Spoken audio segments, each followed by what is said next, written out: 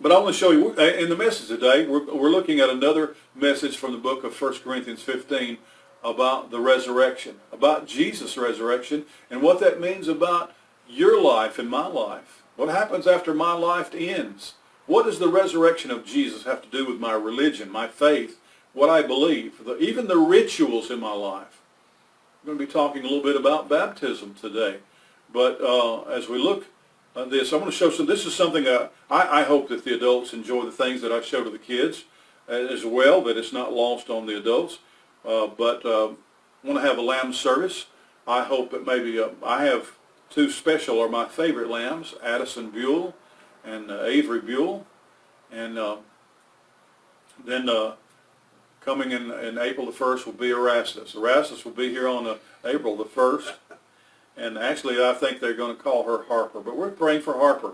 Carice is going to the doctor. They check the baby's heartbeat and look at the baby's pictures with ultrasound and so forth. But we're continuing on in that line. I've got a deck of cards here. Let me kind of show you. I've got probably hundreds of decks of cards. I've got almost as many decks of cards as I do Bibles and books. But this, when I will just pick one out that I like and carry it around with me everywhere. I always want to be prepared to do a magic trick or something like that. And so my decks of cards began to look like this. They're kind of dog-eared. I don't know if you can see that on the camera or not, but oh man, that's a mess. I've got Scotch tape on it. There's tape on the bottom, and it's got tape all across the front, and it's just barely held together. It just looks like it could just fly apart. Now here are the cards. I have noticed that several of the cards have even lost an ear. So it seems like they're always popping up when I'm doing pick a card. Someone will pick a card where the edge is missing. If I wanted to find one now, I have to go through every card to find one of those. But they're kind of floppy.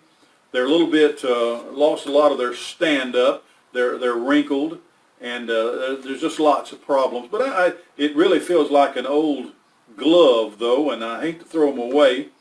There's not 52 cards in this deck. There are some that are missing or that I've torn up or are drawn on as a part of a demonstration.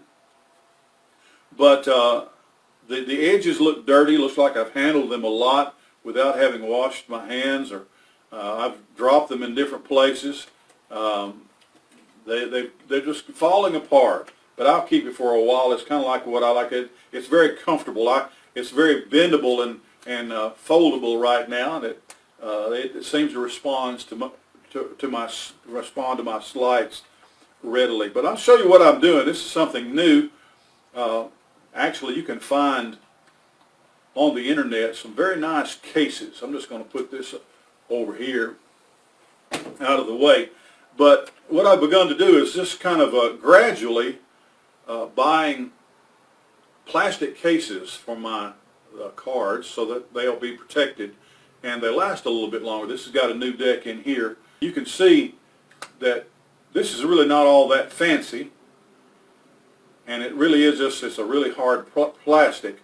But if you put your cards in here, and you can see how pristine and how well protected. This doesn't have any Scotch tape on it. If you take a card out, you can see how nice and white and clean and pretty that is. You just put it, you can take the cards out or put them in, and it's just, so I didn't buy this enough for all of my cards, but I just buy a few here and there. And what I've been doing is I've been just assuming that if I'll just buy a few as we go along, that eventually all of them will be protected and all of them will have a safe place to kind of hide and ride around in my pocket. But what I wanted to use this particular box today is because I want to be talking with you about the resurrection of Jesus. Paul said, some of the Corinthians, they were having a problem, and many of them had rejected the idea that the dead can live again, or that there is life after death. And Paul said, well, Jesus rose from the dead, and that means that we can rise from the dead too. Now that's a funny thing, because when they came to the tomb and it was empty, it was just a peculiar thing. Now you can see they had not seen very much like that. Not much like that had ever gone on. But the tomb was empty. And Paul said, that's important. That's important. That's not something you can just slough off, or something that's, just say, well, that's non-essential. Or say that Jesus had life after his death, but we're not going to have life after our death. Well, Paul said that's nonsense. He says it is Christ's resurrection that gives us our hope, and gives us hope for our life in the future, even after we die. He says if in this life alone, this human, physical life, this life right now, if in this life alone if that's the only place we have hope, we're of all men most miserable. Jesus was gone. I've been in the empty tomb. They've got a sign there that says, he's not here. I know that nobody from Alabama put that sign, because if they had, it'd say, he ain't here. He ain't here. He's risen. He's not here. He's risen. And Paul says, that's the only reason we're baptized. He says, you're doing these religious things, you don't even know what they mean. He says what they mean is when they went to look for Jesus, he was gone. He was gone. And he says, that's part of the gospel. Christ died for our sins. He was buried. He rose from the grave on the third day, and he was seen. He was seen alive.